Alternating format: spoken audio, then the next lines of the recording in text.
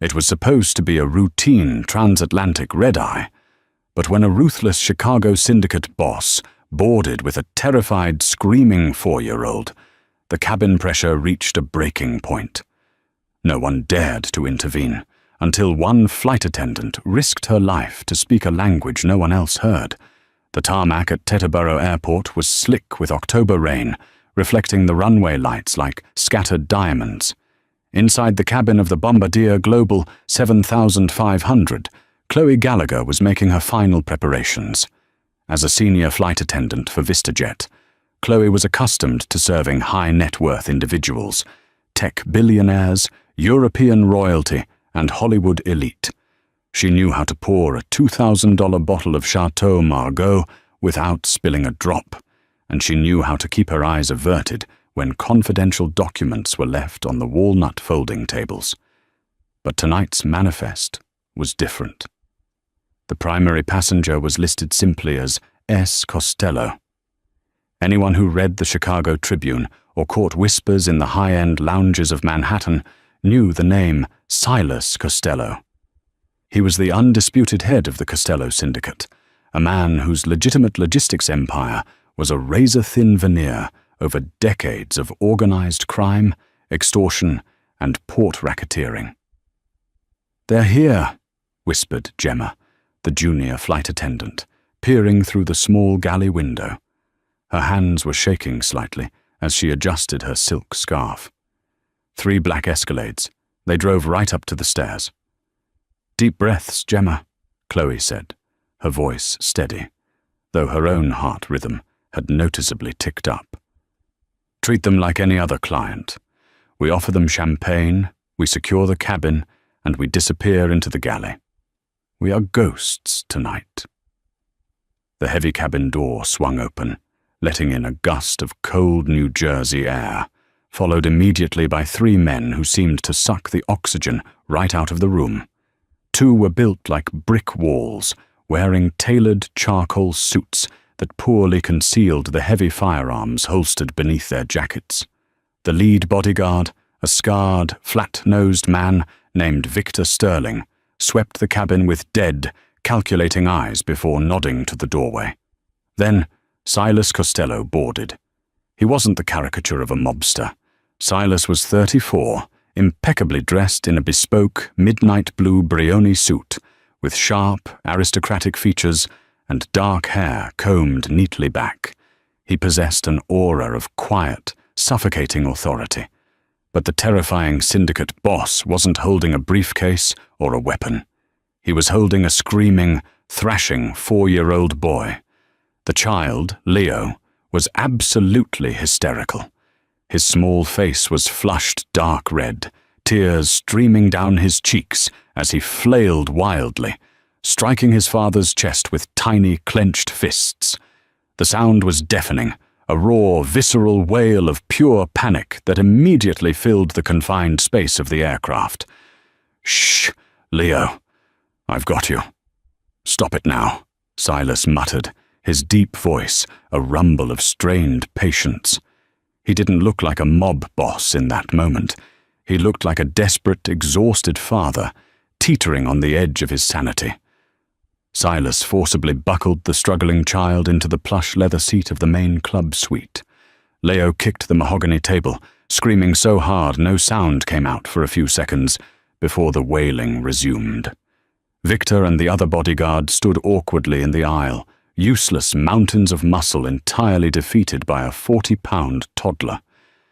"Sir, can I offer you—" Gemma started, stepping out of the galley with a silver tray of water and warm towels.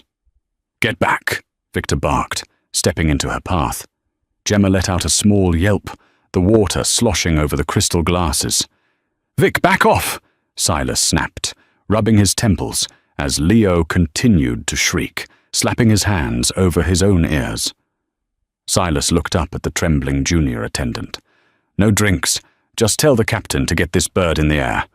Now. We need to be in Geneva by morning." "Row right away, Mr. Costello," Gemma stammered, fleeing to the cockpit. Chloe remained in the galley, watching the scene unfold as the Rolls-Royce Pearl 700 engines hummed to life. The plane began its taxi.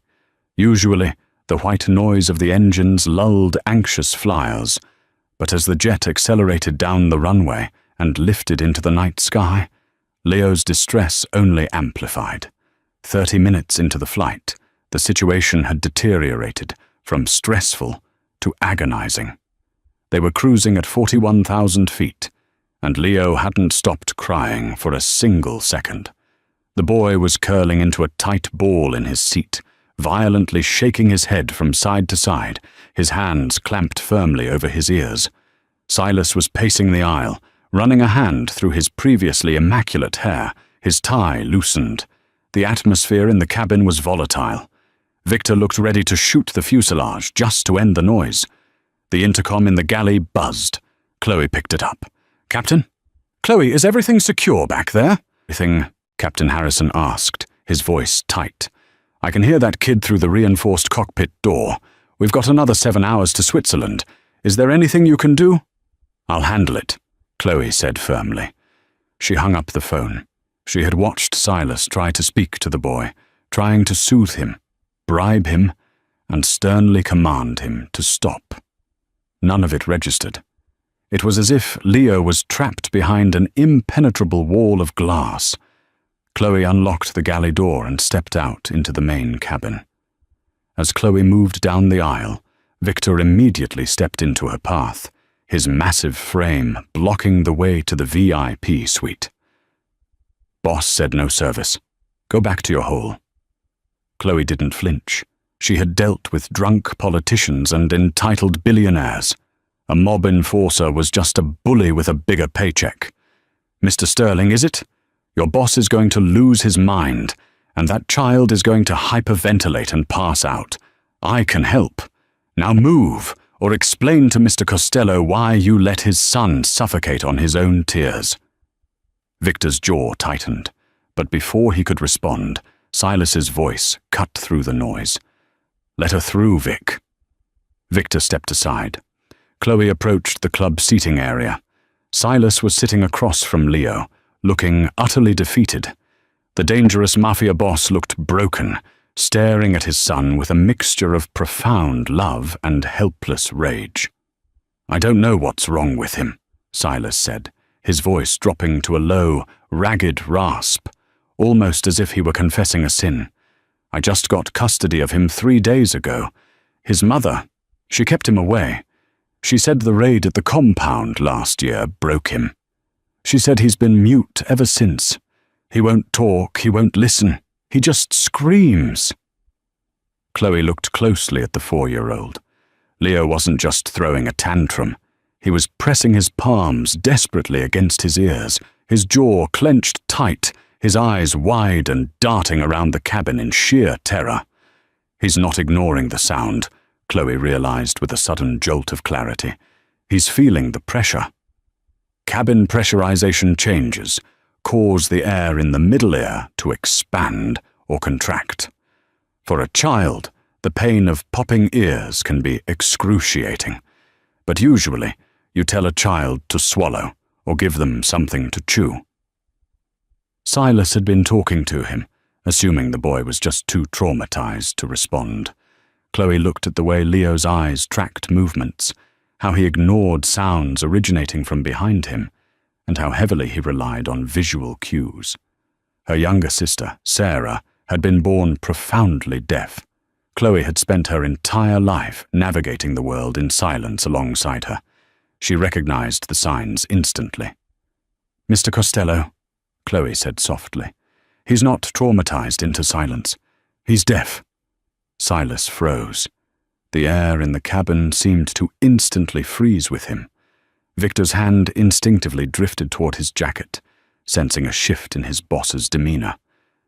Silas slowly turned his dark eyes toward Chloe, a terrifying, predatory intensity radiating from him.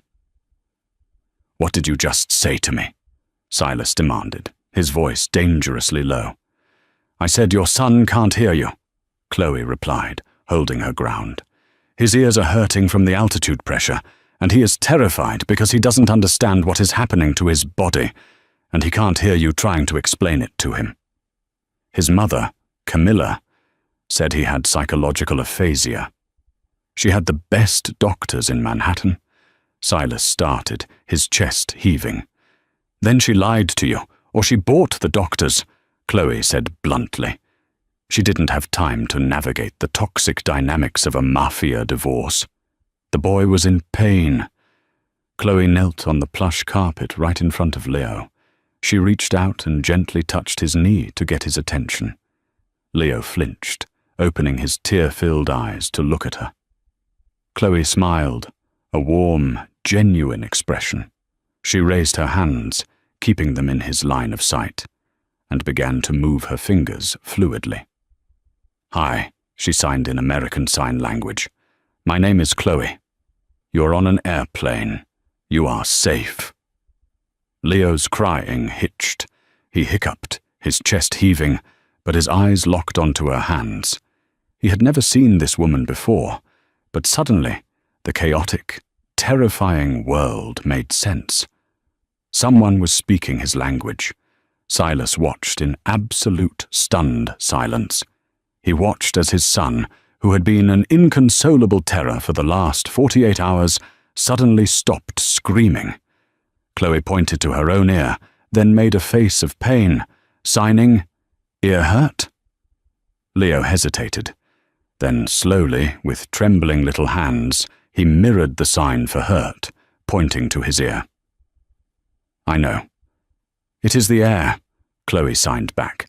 She reached into her apron pocket and pulled out a small pack of gummy bears she kept for child passengers. She opened it, exaggeratedly popped one into her own mouth, and made a big show of chewing and swallowing. She then offered one to Leo.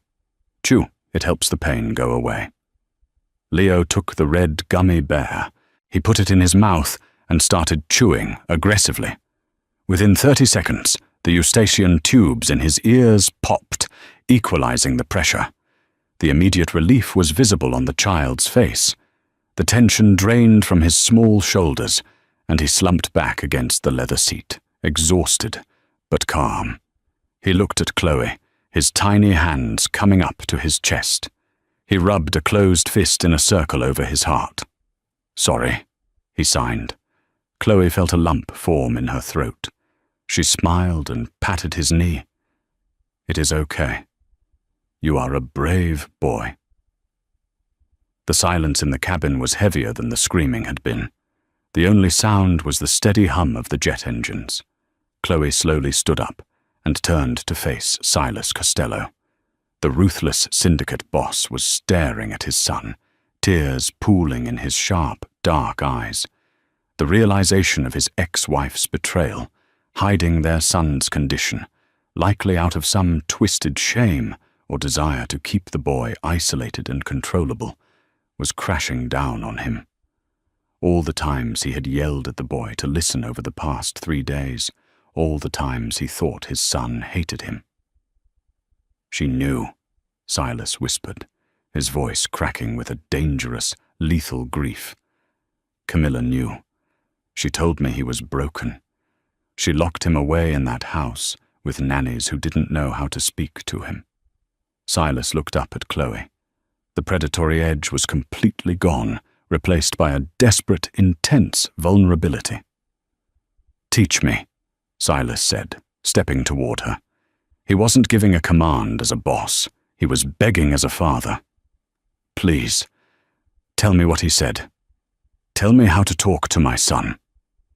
Chloe looked at the man who commanded armies of criminals, now standing before her, asking for the simplest tool in the world, the ability to say hello to his child.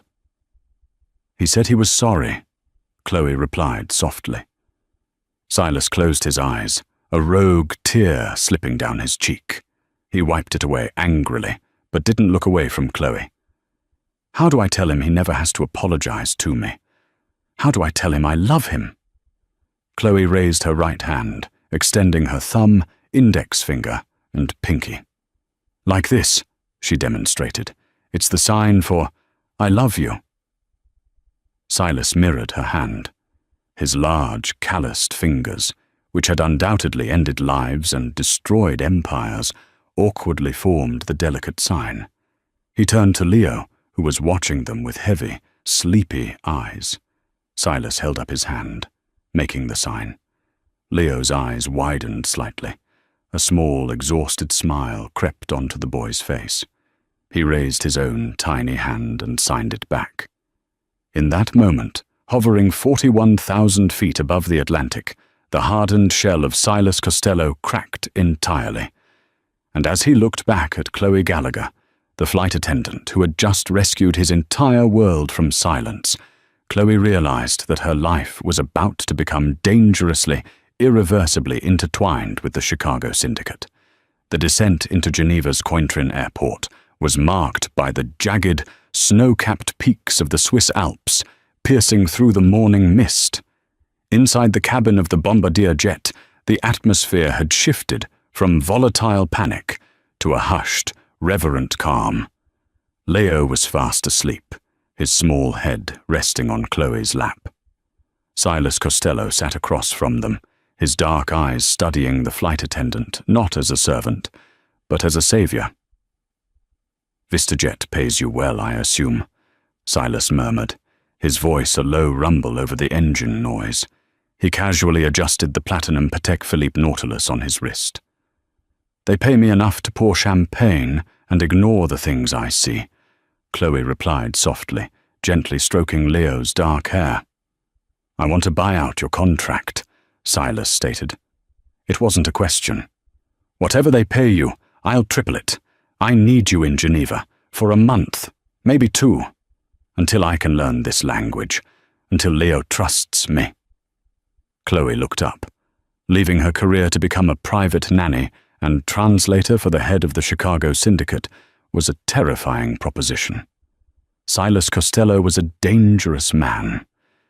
But as she looked down at the sleeping boy, she knew she couldn't abandon him to a world of silence, surrounded by men who only spoke the language of violence. 1 month, Chloe agreed, her voice steady. "Strictly as a tutor for you, and a guide for Leo. And no guns around the boy." A ghost of a smile touched Silas's lips. "Deal." 2 hours later, they arrived at Silas's private estate in Cologne, a wealthy municipality overlooking the pristine waters of Lake Geneva. The property was less a home and more a luxurious fortress. High limestone walls, state-of-the-art biometric security perimeters, and patrolling guards with concealed weapons stood in stark contrast to the breathtaking, tranquil views of the lake and the distant jet dough. For the first 48 hours, life at the estate was a fragile, beautiful bubble. Chloe transformed the grand, echoing library into a classroom. She taught Silas the foundational elements of American Sign Language. The ruthless Mafia boss proved to be an intensely dedicated student. Chloe watched as a man accustomed to issuing lethal orders with a single word now patiently, awkwardly practiced the manual alphabet. The breakthrough came on the 3rd evening. Silas was sitting on the Persian rug with Leo, building a towering structure out of wooden blocks. Leo accidentally knocked it over and shrank back, expecting to be yelled at, a reflex ingrained by his mother. Instead, Silas raised his hands and clumsily but clearly signed, "Accident. It is okay. Build again." Leo's eyes widened in sheer wonder. He looked at Silas, then at Chloe, and finally back at his father. For the first time in his 4 years of life, Leo smiled at his dad. He reached out and handed Silas a red block. The tension in Silas's broad shoulders completely evaporated, replaced by a profound, overwhelming paternal devotion. He looked at Chloe, his eyes communicating a gratitude that words, or signs, could never capture. But the Costello Syndicate did not allow for peace, and a storm was brewing across the Atlantic. On the 4th morning, the biometric alarms at the front gates blared, a harsh, screeching klaxon that shattered the tranquility of the estate. Chloe was in the kitchen, preparing a snack for Leo, when Victor Sterling burst through the swinging doors, a matte black Glock 19 already drawn. "Get the boy. Move to the panic room now," Victor barked, his face pale and grim. "What's happening?" Chloe asked, her heart hammering against her ribs. She scooped Leo up, the boy immediately looking alarmed by the sudden, jerky movements, though he couldn't hear the sirens. "It's Camilla." Silas's voice was cold as ice as he entered the kitchen, sliding a loaded magazine into an Sig Sauer pistol. The loving father was gone. The syndicate boss had returned. She didn't come alone. She brought Dominic Rossi and a dozen hitters from the New York factions. "His mother brought armed men to take him?" Chloe gasped, horrified. "She doesn't want Leo," Silas sneered, his eyes burning with lethal fury. "My late father set up an ironclad Vanguard trust fund for his first grandson. Billions in clean, legitimate tech and real estate assets. The only way Camilla can touch it is if she has sole physical custody of Leo, and I am proven unfit or dead." Camilla hadn't just hidden Leo's deafness to manipulate the boy. She had fabricated the psychological trauma to build a legal case that Silas's violent lifestyle had broken the child's mind. She was staging a raid to kill Silas and reclaim her golden ticket. "Take the boy to the wine cellar," Silas ordered, his tone leaving no room for argument. "Behind the racks of the Chateau Lafitte, there is a reinforced steel door. Enter the code 0418. Lock it from the inside. Do not open it for anyone but me." Silas stepped close to Chloe. He reached out, his calloused hand gently cupping her cheek for a fleeting second. "Keep my heart safe, Chloe." Chloe nodded, her throat tight. She grabbed Leo, tightly securing him to her chest, and ran. The massive Geneva estate erupted into a war zone. As Chloe sprinted down the long, marble corridors toward the subterranean levels, the heavy thud of suppressed submachine gun fire echoed through the mansion. Leo was panicked. He couldn't hear the gunshots, but he could feel the terrifying, concussive vibrations trembling through the floorboards and the walls. He began to thrash in Chloe's arms, his face contorting into a silent scream of absolute terror. "No, no, no, Leo, not now," Chloe thought frantically. If he started crying, the physical struggle would slow them down, and Rossi's men were sweeping the house quickly. Chloe ducked behind a heavy mahogany credenza in the hallway, just as two armed men in tactical gear rounded the corner at the far end of the hall. She pressed Leo against her chest, her breathing shallow and rapid. She needed him to be perfectly still. She pulled back slightly so Leo could see her face. She forced her expression to be calm, offering him a brave, reassuring smile, even as her hands trembled. She brought her hands up into his line of sight. "Game," she signed rapidly. "We are playing a hiding game. You must be still as a statue. Brave boy." Leo stared at her hands, his lower lip quivering. He felt another heavy vibration as a door was kicked open down the hall. He looked up at Chloe, terrified. Chloe touched his nose affectionately, then signed, "I am here. Daddy is coming. Hide now." Miraculously, the silent communication grounded him. The visual anchor of the language cut through the chaotic sensory overload of the vibrations. Leo clamped his little hands over his mouth and nodded, burying his face into Chloe's shoulder.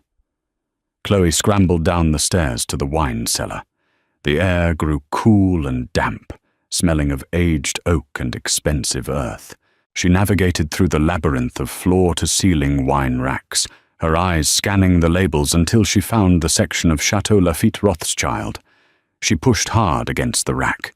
It swung open silently on hidden hinges, revealing a heavy, biometric steel door. She punched in the code, 0418. The door hissed open. She rushed inside with Leo and hit the internal lockdown button. Heavy deadbolts slammed into place, sealing them in a small, windowless concrete bunker equipped with monitors, emergency supplies, and a separate ventilation system. On the security monitors, Chloe watched the nightmare unfold in high definition. Silas and Victor were executing a masterclass in tactical defense. Silas moved with terrifying efficiency, a predator defending his den. He and his security team systematically neutralized Rossi's men in the grand foyer, the library, and the courtyard. Then, Chloe saw the feed from the main living room. Silas had a man pinned to the floor, Dominic Rossi. Standing a few feet away, looking impeccable in a white Chanel suit despite the carnage, was Camilla. Chloe watched, breathless, as Silas pointed his weapon at Rossi's head, but his eyes were locked on his ex-wife. There was no audio on the feed, but Chloe didn't need to hear the words. The absolute disgust and wrath on Silas's face told the entire story. Camilla raised her hands, pleading, her facade of control entirely shattered as she realized her coup had failed. Silas didn't shoot them. He motioned for Victor, who aggressively zip-tied Rossi and Camilla. Silas Costello was a Mafia boss, but he was also a man who knew that a bloodbath in a Swiss municipality would bring down the wrath of Interpol. He had something worse planned for Camilla. Total ruin.